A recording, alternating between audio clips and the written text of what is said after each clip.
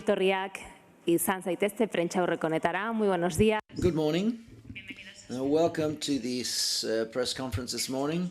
We have with us the crew of the cast of the film Patrick, which is in the official section. Let me introduce you from right to left. We've got with us the actress Carla Maciel, the actor Hugo Fernandez, director Gonzalo Waddington, the actress Alba Baptista, also actress Teresa Sobral, and here on my right, Luis Urbano, the producer. Channels for translation on 4, you've got French in 5, Portuguese, so that you bear in mind. So we're awaiting your questions. Yes, in the first row. Hi, I'm over here. Congratulations for the film. I left the cinema asking myself whether it makes sense to ask such a traumatic person like Patrick to know how to distinguish between good and evil and to understand the most basic things. What do you believe about this? What do you think? No problem. Okay, thank you. So there's I think one of the issues of the movie, which is the morality issue. I think one of the important things for me in the movie is that you have to participate in the movie, because when you're watching the movie, you see, if you have like a puppet master, and you have to see the lines, the really small and subtle lines that make the movie go and move forward, and then you realize that one of the persons that is actually moving the film is the actual person that is seeing the movie. So as to the issue of morality, yes, I think he does have a notion of right and wrong, but you have to understand that there's an education issue, a kind of social formation issue, which is very special in his life, because he was, until he was 10, he was raised by his parents in what you would call a normal way of life, family life and social life with his friends and everyone. But then he had 8 years with someone that actually loved him in a kind of way, a very special kind of way. He nurtured him in a very special kind of way. And he was everything to him. He was his friend, his lover, his father. He was everything. And within those years, he had a special kind of education. So the notion of right and wrong for him is not what you would call the normal paradigm of right and wrong. And also, one of the things that is very important for me is if you have issues, moral issues with the film, when you leave the film, I think it got exactly what I wanted. Because I think people do not, it is not interesting for me if you have a kind of closure. What I mean closure is you can have an ending. I think his whole adventure, his whole odyssey ended at that point. Something is going to happen to him. I don't know what, or maybe I do, but I don't think it matters. But I really do think that if you have issues with his morality, that is good, because that will make you think about the moral issues. So if you don't have a, well, in Portuguese we would call moralismo, or a moral lesson, I really do not want a moral lesson, but I really do want people to feel or to think about the moral issues. So that is a kind of post-venom after the film. So you were stinged, but it's not like you put a little cream on your pimple and then it's gone. No, the venom is still working, because you have to think about him. Because there are a lot of good people that do horrible stuff. There are bad people that actually do some kind of, they can do great things or good things. And I think he's finding out what is good and what is bad. Because the whole purpose of the movie is about someone that actually wants to find himself, and he wants to say to everyone, especially to himself, who he really is. He wants to choose his own name, he wants to choose his own life, and to choose his own destiny. So he doesn't want the help from anyone besides being close to the one he actually really loves. But when you set yourself to be alone in that age after that stressed and traumatic life that he had, and that he's still living. If you go alone on that journey, you will have a lot of bumps in that journey, and a lot of moral bumps also. I hope you, I talk a lot. Maybe Teresa wants to answer this question as well. Hola. Voy a hablar en portugués. Bien. Hi, I'm going to speak in Portuguese. Okay. I think that he feels that he's a monster that has turned into a monster, a person who doesn't manage to distinguish good from evil. He's absolutely destroyed, and I think that for him it's so difficult to manage. How can he manage this, that is to say? A person who thought he'd be dead, for example, would have been better if he died. How does he come back transformed in a being who is completely destroyed within? And I imagine it's difficult to manage all of that, to manage love. As regards me, Teresa, I think that I don't think the same thing that she does. I think that he is destroyed, but I think that he's a fighter within something bad that happened to him, and he's looking for references, perhaps that I didn't want to give him, but in a certain way. He's placed himself in such a lonely position, and to what extent he's not seeking something that he can't find because the people around him can't give him that, neither his mother nor his auntie, nor the people that are surrounding him. That's all. Another question, please. Film, I like it very Thank you. much. I want to ask, I've realized that the film is shot with very close-ups, with a lot of close-ups, and that forces us to imagine what's happening on the background. Yes. It creates a mystery, and it also, I think it's related with the story of Patrick, that we have to imagine what has happened in his past. Yes. I want to ask is there a relation between this choice of close-ups to create this mystery and the history of Mark, or if it's another choice that made you do that way? Thank you. Okay, so I'll answer in English always, sorry. Yes, it was a choice because one of the things that I set myself to do right from the start, from the script writing, is that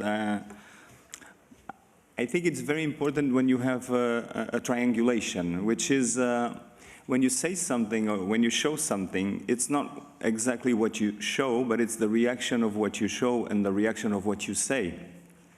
So for instance, when Patrick is watching a video, or they show him a video of what's the films that he shot with girls, it's always his reaction to what he's seeing, and also the reaction of the other people watching his face, reacting to it. So that is more, first of all, it makes you who is watching the movie think about what does this mean? How do I process this information? And never the direct answer to it. And the same thing with lines. For instance, when the mother asks him, why didn't you come back right away to Portugal? And he takes the punch, and then he answers back. And if you think about it, she's doing regular, normal stuff, like putting a plate and messing around with the table. And then she shoots that question. So it's always like, I shoot it to the window because I'm watching him, and it goes back to him. So we always have the reaction to it, because it's impossible to answer such a direct question. And it's the first time that we see it. And even when Patrick starts to, he tries to explain whatever happened to him, which is mainly factual. It happened this, and then I was in a car, and blah, blah, blah, blah, blah. He always has some kind of intention. And in that way is, okay, I'm going to tell my cousin what happened, because I need some kind of relief. It's not just the information. And that is the same thing as to what's happening around him, because when he is in Cerdá, the place where we shot the movie in Portugal, it's always his reaction to the noise of the flies and the birds and whatever, which is, I think it's much more aggressive to him than the sound of Paris and the traffic in Paris. When I was in Paris shooting, for me, walking around Lafayette, for instance, it's horrible. I cannot get used to that, the noise and whatever. When he comes to Cerdá and he's living the life in Paris, he comes to Cerdá, that is exactly what he feels, the stress of birds, the stress of howling dogs in the night, the stress of whatever kind of insects that are, or the trees, the wind in the trees. So it's always the reaction to that, so that we know exactly what is happening on the foreground or in the background. It's always his reaction to it, because he cannot explain. If Patrick or Mario, if he could explain whatever happened to him and what he's feeling, he would be like Kierkegaard. He would write an essay about the concept of anguish with a 300-page essay, and then he would kill himself. He would throw himself out of a window, because if he had the conscience of his mental and psychological state of whatever happened to him, so he would kill himself, I would say. So it's better for him, I think, that he does not have the emotional intelligence or intellectual intelligence to explain what he's feeling. The only thing that he knows is to step on the gas and go, go, go. Because if he stops to think, some kind of wave comes and he will get caught by a tsunami.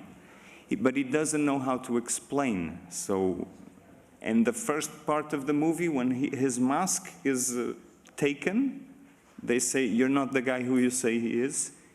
He's dead. Emotionally, he's dead. They just outed his boyfriend, his love, with Mark, and they took everything from him. And now we know who you are. Now we can unleash you, because he will never run.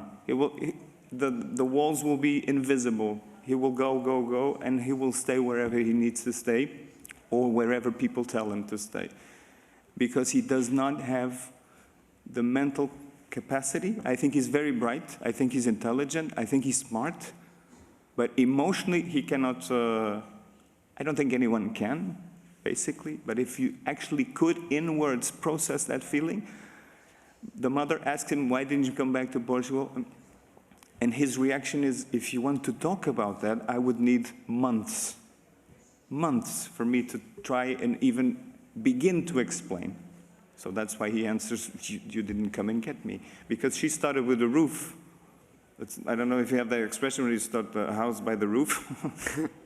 That's the question. That's the last question she would ask. First of all, let's see if we can get along. And then you ask him that question. Or maybe he will begin to try and explain. And he gives him the last thing he should say. He answers back, "You didn't come and get me." So it's always the reaction to the surroundings. It's always the reaction to whatever is said. So it's always a triangulation, like snooker, you know? I don't know how to say that. There's tabelas. Okay, I talk too much. Tenemos una pregunta por aquí. A question here. Hi, good morning. A question for the director and also for Hugo. I'd like to know the casting, the auditions. How did you know he was the right person to portray the actor, to portray the character? And how did you work upon the character that being emotionally dead, as you said before, and that repression, containing all of those feelings that you don't demonstrate at any time? Patrick doesn't demonstrate at all. And how did you study whether the director gave you a lot of hassle you to not show those feelings, whether you analyze the environment, the character? How did you study the script at the end of the day? Thank you very much.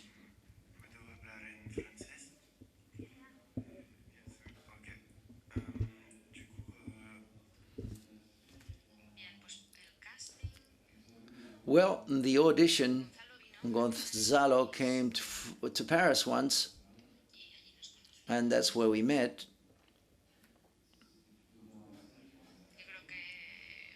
I think things went well when we met.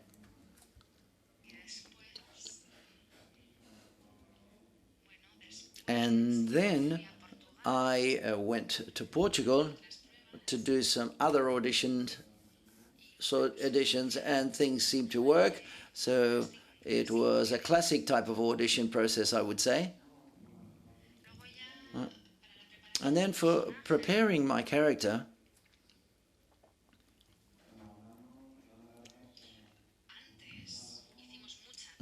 we prepared a lot beforehand.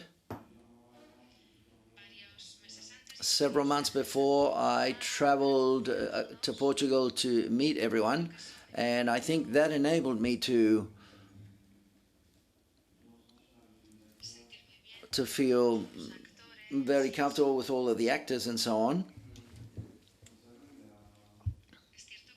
It is true that Gonzalo, as he's an actor, he knows how to make an actor feel comfortable and to have a confidence in the shooting. The shooting of the film was done chronologically, by the way. And I think that if a director that had no feeling or understanding of what it's like to be an actor, he wouldn't have confronted carrying out the shooting of the film in this way. But his experience as an actor contributed a lot to the project of this film. Well, we wanted to search for someone in Paris or Belgium, someone that still remembers the Portuguese language, either Portuguese parents or grandparents or whatever. And then we also searched for non-actors his age. So we went to France, I think in January 2018, the beginning, I think. And then I saw him, I saw these other kids, and he was very, his eyes were very troubling. I was very troubled by the way he looked at me, and he is very, I don't know the word, in Portuguese is esquivo, when you're like, he didn't stare at me in the eyes because he was kind of, he was not. Then I heard, he told me the story why he was so nervous, because he had a bad experience on another movie that he didn't end up doing. So I'm not saying which movie it is. And the way that he looked at me in some parts of our conversation, the way that he looked at the camera was exactly what I felt, because I was interrogating. I was actually interrogating those actors.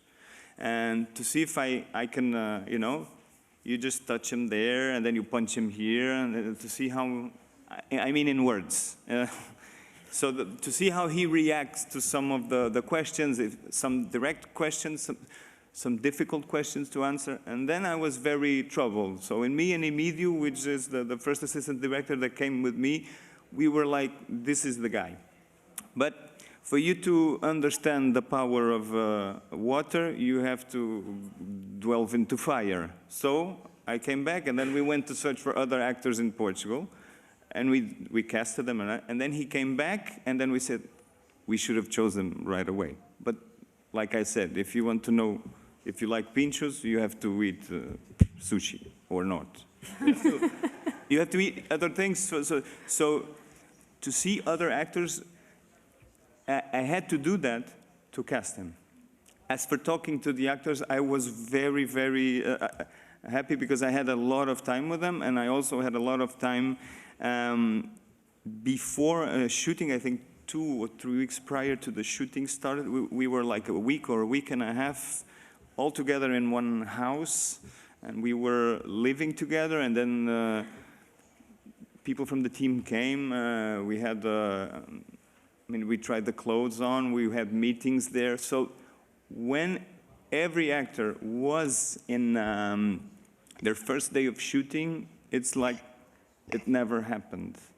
So it's like there's no stress because they already know everyone. So, and it's built on trust. So he trusted me, I trusted him. I know he's very instinctive, and Hugo has exactly the quality, which is if he starts to think a lot about what is actually happening, and I know he understands because he's much more intelligent than he actually shows. He said it's like you know, the quantum mechanics, if you actually can look at something, that thing vanishes. I think that goes for everything in life. If you think too much about something, that thing will vanish. If he thinks too much about what is happening right away in this situation, it will vanish because I have to live. So we should always keep something as a surprise when you go to shoot a scene, because we talked a lot about the movie. I hope I answered the question. Okay. Go on, please. La pregunta, por favor, aquí en la... Question, please, here in the second row.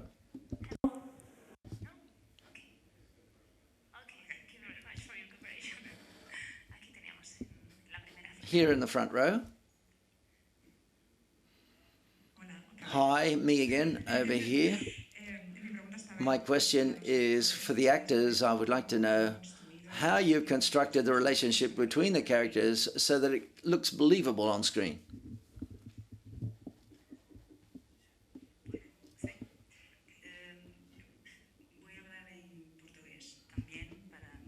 I'm going to speak in Portuguese to summarize.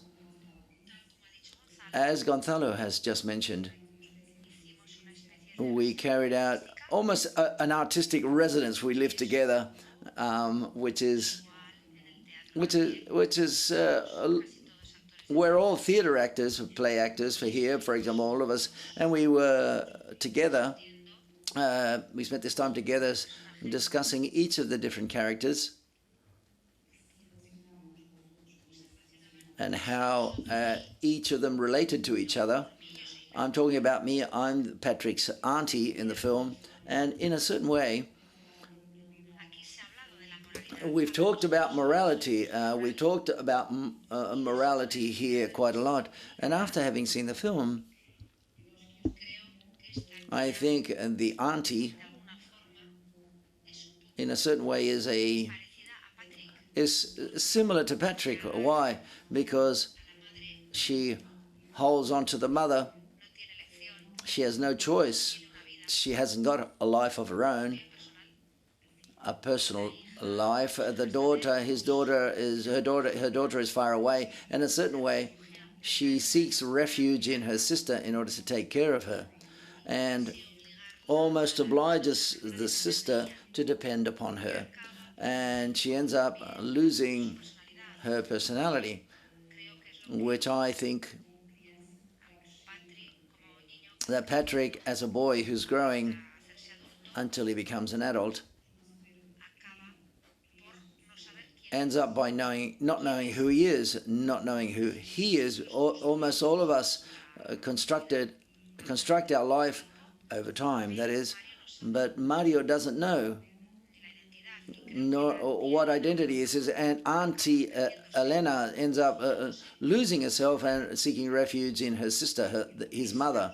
And this has been my way of building and constructing Elena and the place where she grew up and where she lived,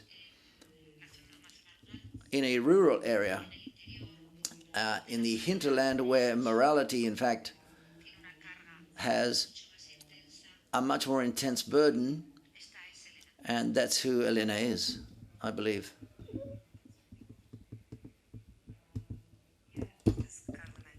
Sort of artistic residency where we wrote down all of this detailed information from all the characters, and Gonzalo had some assignments, at least for Hugo and I, to create fictional memories of our childhood, and I think all of that influenced the relationship between the characters, and also the whole process of auditioning and castings. At least for me, I felt that the director's priority was not to see if I could perfect a scene, but to sit down with the other actors, especially with Hugo and Carla, to see if there was some sort of instinctive connection, and it seemed to be the case. And from then on, I think it also flows together with what you said about Ugu, which is, even though we did work on all of our characters so detailed and in such a detailed matter, we didn't want to overthink it at the same time. We just wanted to be fully together and have this intimate process. And eventually the relationships all flowed together. Teresa. Pronto.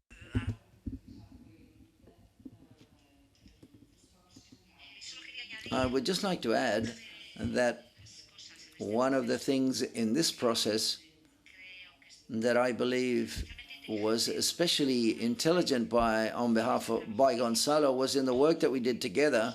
What we did was construct all of the past that doesn't appear in the film, all of the different characters. In a lot of detail, each of us worked in the names of our parents, what our parents were doing, who the house belonged to, whether it was the parents, my parents, and the auntie's parents. We created an enormous past because when we started the film, we all had a specific foundation. So of a destruction of something that happened in the past, we reconstructed all the past so that we can subsequently we commenced shooting totally destroyed from the point of view of work. I've known Carla and Gonzalo from theatre from a long while ago, and Hugo was a very pleasant surprise. The relationship was very, very easy. We got along very well, each one in our own way. It was very easy, but me specifically, the work was very lonely because her character is extremely lonely, and I had to work. It wasn't exactly working, if you catch what I'm saying. I took a position of a situation which is very solitary or lonely, and Gonzalo directed me in along this line, along this perspective or approach, and then the stories were already created, and that's the way everything took place. Hugo, your character vis-a-vis the rest, Hugo? No. Okay, a question for the producer as well, because this film it's a co-production between Portugal and Germany. I was talking to Joaquin, who's out there, who's the person in charge of communication. He says, is this a normal mixture or not? Or is it normal in Portugal to find financing also with German producers? Or how was the process? How did that happen? It's normal that in Portugal, to make some films in Portugal, we always need to find complementary financing. So therefore, this film had a starting point, had a story that happens in Paris, in France, and then the second part, which is carried out in Portugal. It's not possible to do this with the types of budgets of making this first film in Portugal. So therefore, Germany has been. I've got an experience of working with Germany in the past. I've co-produced a lot with Germany, with Arwen Chain the first time, but it was not the first time with ZDF and with Alexander, because but we did have previous experiences together. And the German system is competitive to find financing, but it's very direct, and it gives you that I think it's very transparent, very clear, very clean. It's a process which is selective, but at the same time, yes, it flows. And as I knew at the beginning, I also tried to find a co-production with France but it's a bit more complex with France. It's not as fluid. And we got to a moment where we We had the support from ZDF, and we had a co-producer in Cologne, which was, and things went very quickly, and what you and the magic of cinema, that is to say, we're going to do Paris and Cologne, and filling and shooting on location in Paris and so on and so forth. So all of the interiors of the first part and some location, that's Cologne, it's not Paris. Well, I think we all believed it was Paris. Funny that. The magic of cinema.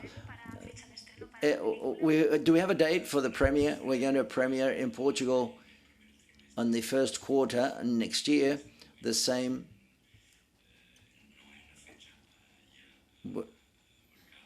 There's no specific date, but it's going to be done in Germany and as well. Let's see what happens with other territories. This Match Factory has to, well, we're all expecting and hopefully waiting for the premiere. If there are any further questions, please do so. Otherwise, let's finish this interesting press conference with Patrick, which is in the official section. Thank you very much for coming along. Thank you and good luck. Thank you.